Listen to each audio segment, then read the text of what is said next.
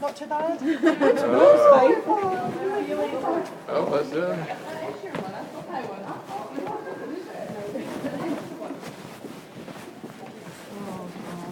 Let the fun begin.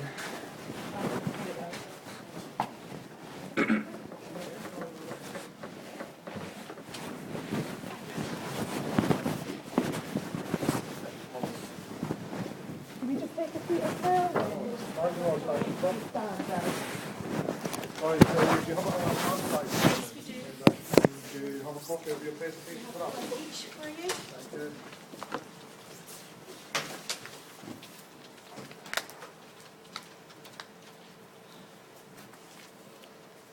You guys must have the most nerve wracking few last night. Yes. But it gives you more time.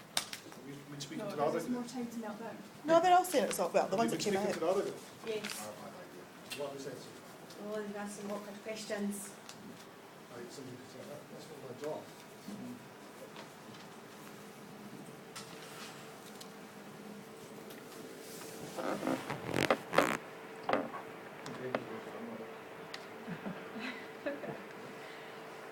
I was going to say, John, see as far as the dress code's concerned, I don't suppose we're over the top with this.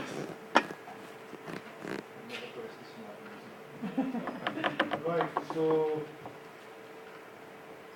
the presenter here will do three buttons in the centre. The right hand one advances the slides. Okay. The left hand one takes them back. Middle one's a laser pointer. All right. And if you want the screen to go blank, it's the one at the top. So it's probably the right one. Right I'm hand. going to Right be one, yeah. concerned with.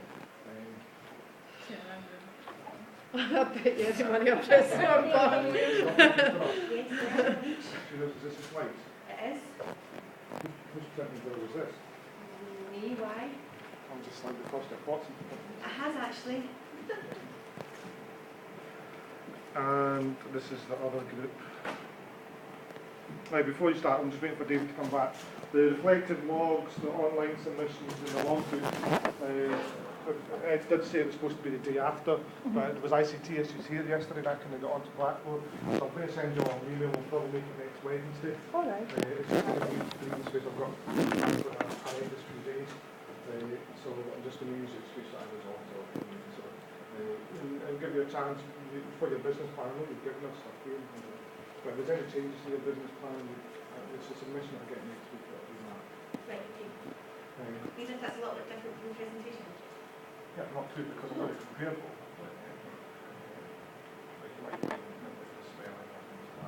So this is your pitch, you know, and your pitch in the business plan.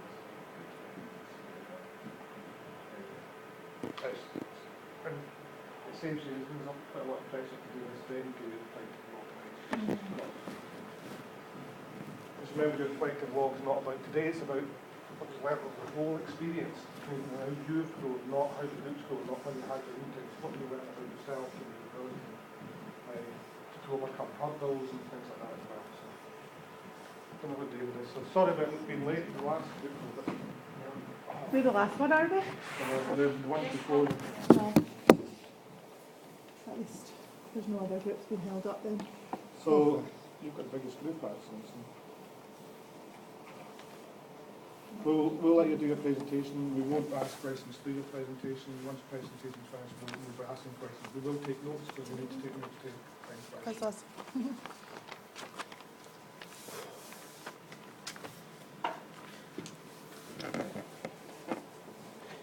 You know, I was going to say, John, you know, I was thinking I must be one of the only people who's actually looked forward to doing this. I know. And I don't know, it just seems to be my kind of thing. He's going to enjoy his platform that he's got, whereas I'm going to crumble. No, I'm not. No. I'm not. Yeah, you know how we feel every day. Oh, I know. I got that in Pamela's last year, how hard it must be. Right. Last one.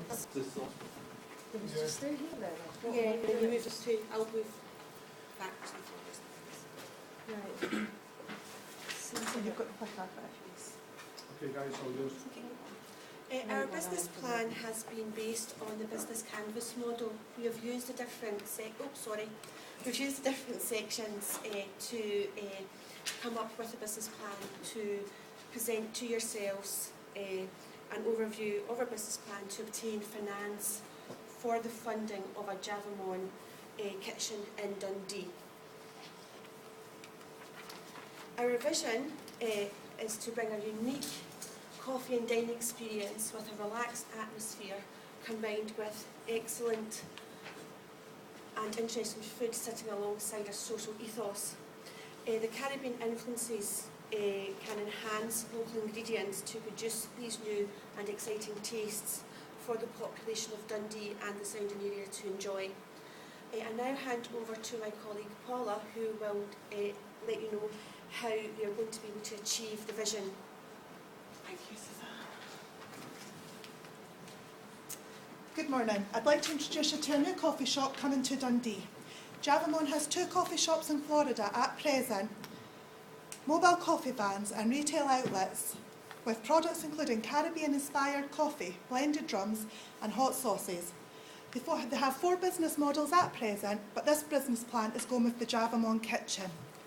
The Javamon Kitchen is a coffee shop and cafe in the daytime, but becomes a pub and restaurant in the evening, serving tapas-style food and playing reggae-inspired music. The shops are unlike a Starbucks and Costa's, where you're squeezed into open spaces. These have wide open spaces, a relaxed atmosphere, and alcoholic beverages will help with that relaxed atmosphere. And here's an example of the coffees. It has a very unique packaging, and the Jamaican colours are the brand logos.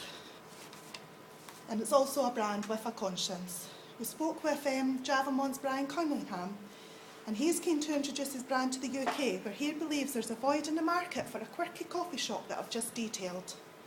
He's passionate about a love of culture, promoting a Caribbean feeling, quality coffee and reggae music, and the shops and brands are infused with these passions. Here's our objective. In the next couple of slides, I'm going to show you how we aim to meet these objectives. We obviously need to attract funding first of all, but with Javamon's principles in mind, I'm going to show how we're going to establish the Javamon Kitchen as a social enterprise a bit later on. It puts something back into the community and it goes hand in hand with the principles of Javamon. And the coffee shop is quite unlike any other coffee shop that, well, I've ever been in. And it has a very cool vibe, offering that unique experience. The shop and brand is what gives Javamon its main competitive advantage. With quality a priority, only the best coffee beans are used and one trusted roaster. There's also ongoing training to make sure that quality and customer service stays high. And with simple ideas like open mic nights where students or customers can bring along their musical instruments and play together or strum along, it'll draw in custom, it'll set the bar apart from others in the area, and it'll also cut down on the cost of hiring musicians. The onus really is placed on quality. It's hugely important to Javamon, and this is how we will increase the market share. High quality and a relaxed vibe will give us returning customers great reviews and ensure returning customers as well. Once the shop is operational and the name is known, we're looking to expand the business year on year into other major cities and also retail into supermarkets. Okay, back to Suzanne then. Thank you. I'm now going to discuss the values that we're going to have within the ethos of the Javamon Kitchen. The first one is as regards to social payback. The kitchen will be set up as a community interest company limited so that we can operate as a social enterprise. The social payback is really important to Javamon. They have a social enterprise with education, with youngsters. They plough their profits back into the local community within Florida, and they want to kind of build on that, and they want to bring this over to Dundee as well. We have came up with an idea that is actually at the moment being rolled out in Glasgow. It's a project called Street and Arrow, and it's to help ex-prisoners to rehabilitate by employing them within the food industry or the coffee industry to allow them to earn money and working hand in hand with the probation service to offer them the social side of things as well, whereas Javamon would be giving them the skills to go out and get other jobs. It would be a 1-year programme, and we'd be employing them to work in the restaurant and the kitchen to allow them to build up those skills to get future employment elsewhere. So that's the values of the enterprise, and I now pass on to Audrey who will discuss where the premises are going to be located.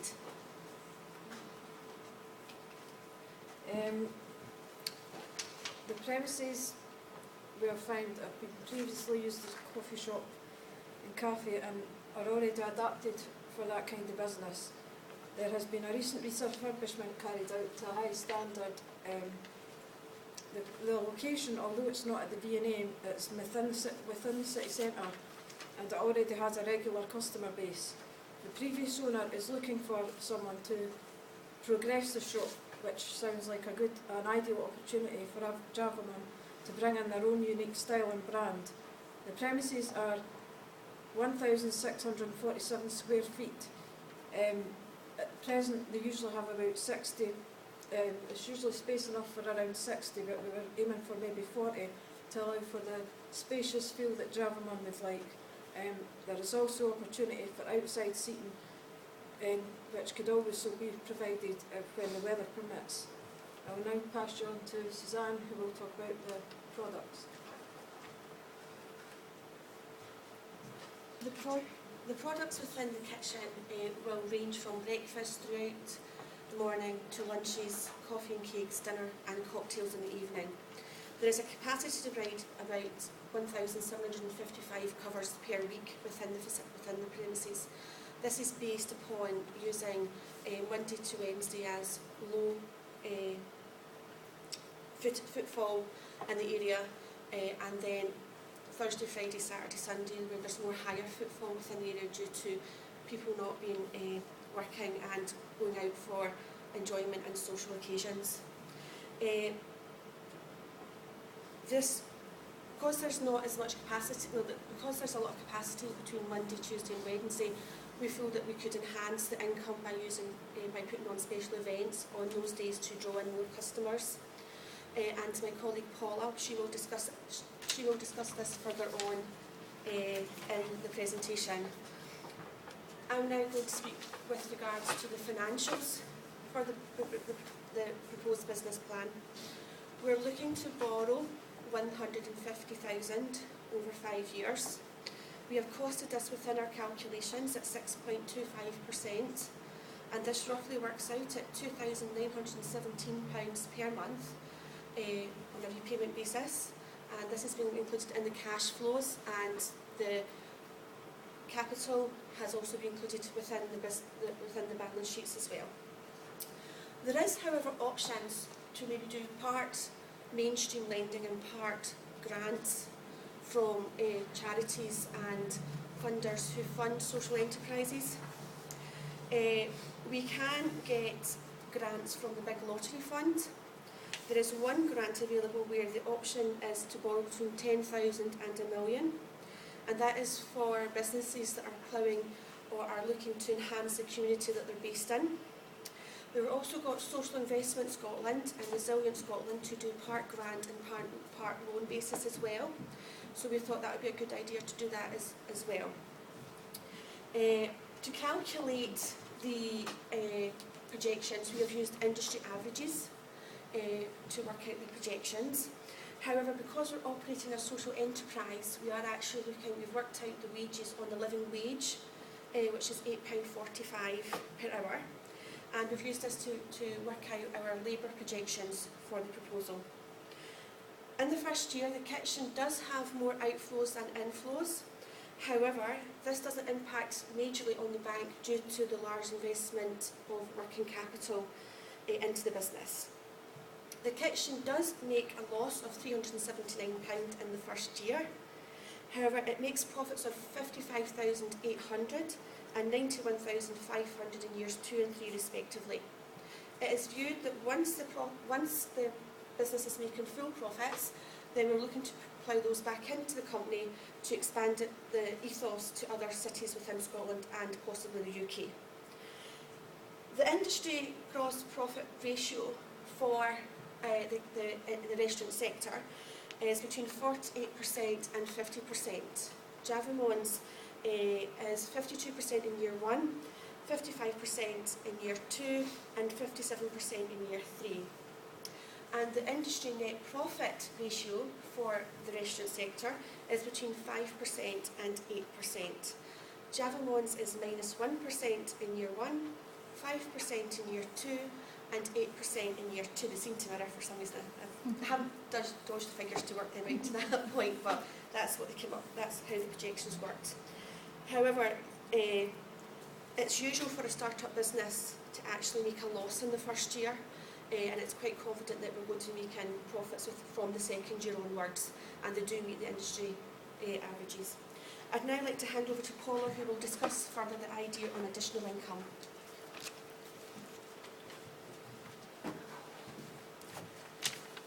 So the additional income that I've looked at has been ticketed evenings, retail opportunities and shops in all main city centres. With the shops in all main city centres, just look at the financial projections that Suzanne's already gave you. Ticketed evenings, well, we're probably talking mainly about students, so we need to keep the costs low. So, and if anything, I've been pretty modest with my reflections, and I've only done them for once a month. So what I've said is if we do 50 tickets, one evening a month, and we get a happy hour to draw in the crowds, so we get them there and they're drinking all night and they're buying lots of drinks, giving us more profits. We use local musicians to keep the costs down. Total annual income after costs would be £9,960. And with the retail opportunities, it is important to note that supermarkets are going to be bargaining for their own prices, so this is just a really vague guide here. I've done it for one product to one supermarket after a cut to the supermarket of 20%, and I've gone with that because perishables have really high cuts to supermarkets. It could be going for 100%, but it seems to go on shelf life, so that's why I've chosen 20%. So one product to one supermarket would be £1,440 per annum. Doesn't seem like a lot, but as I said, it's only one product to one supermarket. It can be increased quite a lot. And as I said, the more shops in every city centre, just look at the financials, because this is a start-up shop, but eventually I see a Javamon in every major city centre. Okay, I'm giving over to Caitlin now. Thank you. When we discussed the location for the new restaurant, we found that there was a lot of competition of a similar establishment within the close by area of up to 10 coffee shops. However, Javamon has the added advantage of being a restaurant at night, which, given them the upper hand, might encourage people to come in and see what we have to offer. And the Caribbean inspired, relaxed atmosphere at night also gives them a chance to come in and experience that authentic experience in which they would get in their Florida branch, which is already established. The live music and entertainment, in which Paul has said, is also a major way of bringing in customers and widening the audience, in which will also help with bringing in the wider people. The only issue with the brand coming into an area which has a lot of well-known brands such as Starbucks and Costa Coffee is that not a lot of people know what we have to offer, so that might put them off coming in. However, once they know and understand what we're offering and coming in, it might help to them to spread the word and get everybody to come in. And also another beneficial factor is our opening times. When looking at the similar establishments in the area, they have slightly less hours open during the day, so because we're offering a 7 AM opening, it might encourage people to come in if they're up really early and looking for somewhere before the local coffee shops are open. Which brings us on to the target market. It is hoped that a large variety of different people will come in with the coffee shop nature during the day and the restaurant at night.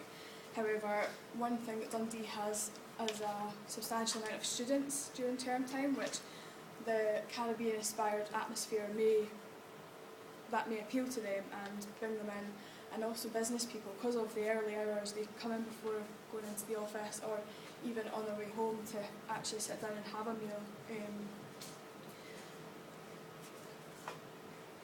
the selling of their genuine alcohols and coffees may manage the tourists during the summer when maybe there's not as much students in the area,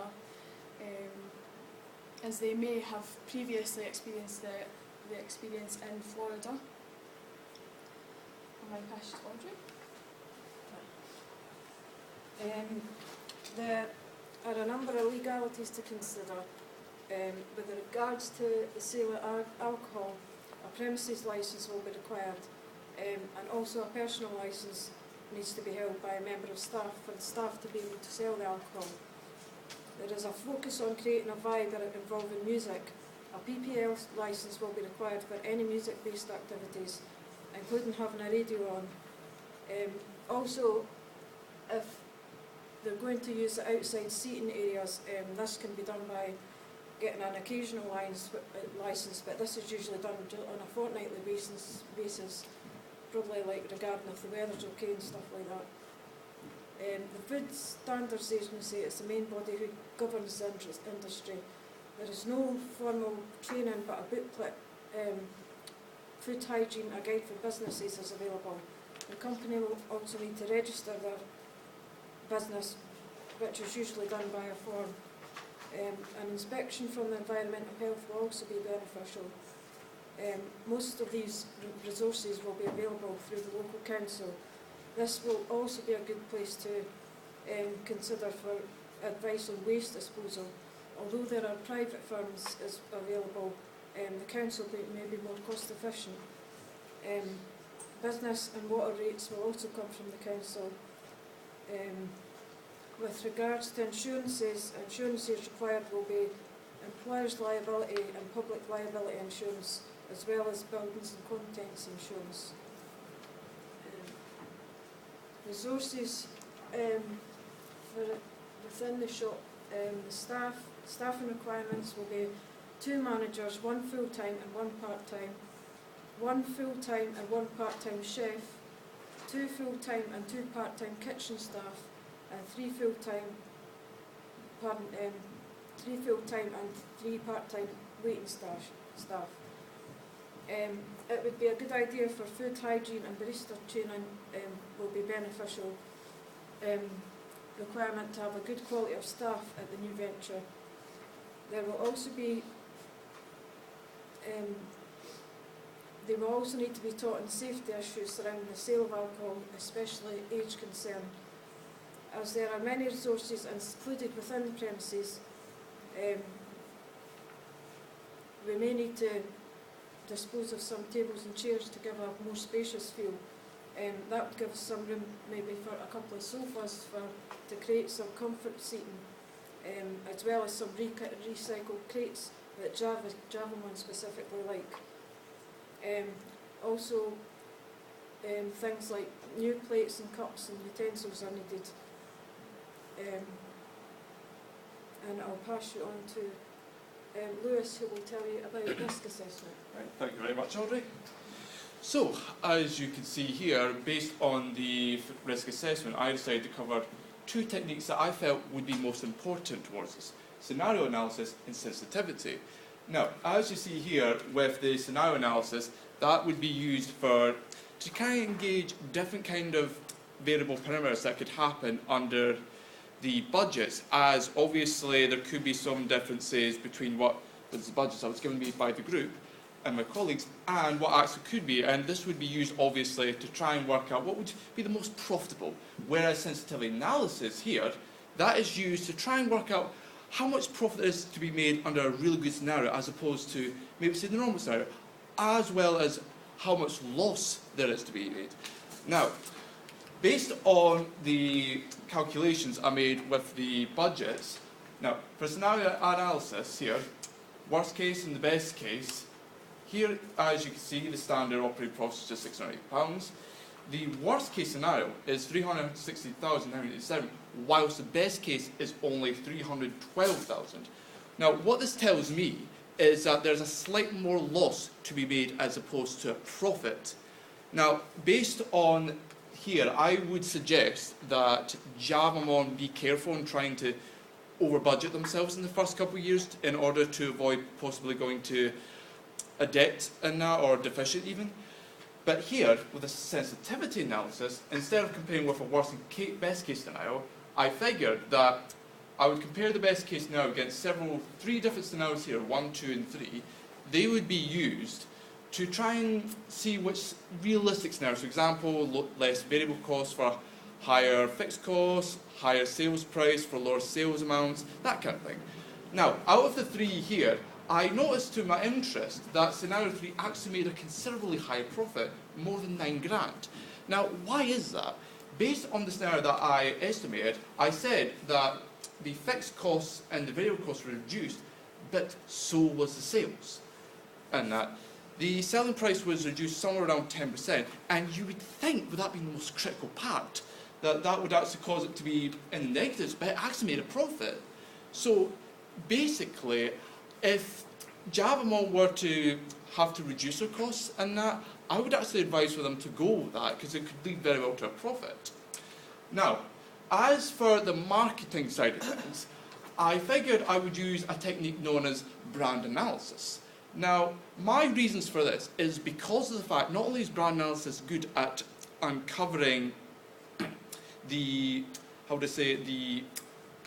kind of like information that you'd want to do in an objective way, so there's no bias whatsoever. But it's also because of the fact that it's to do with how Javamon brand isn't exactly recognised in the UK. So for a new brand, this would actually allow them to gain this kind of recognition and find out what would work in Dundee as opposed to what would in Florida, and to see the differences, so they can make any changes necessary towards management and the way they conduct business. Now, obviously a big part would be social media, and here, social media is used by a lot of companies, and not always effectively, but there's 3 things to keep in mind that quite a few businesses fail to realise, and when concerned using social media.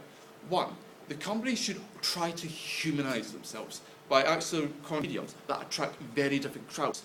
So I would suggest for them to use both in order to get the most contact with their customers. Second, I would say use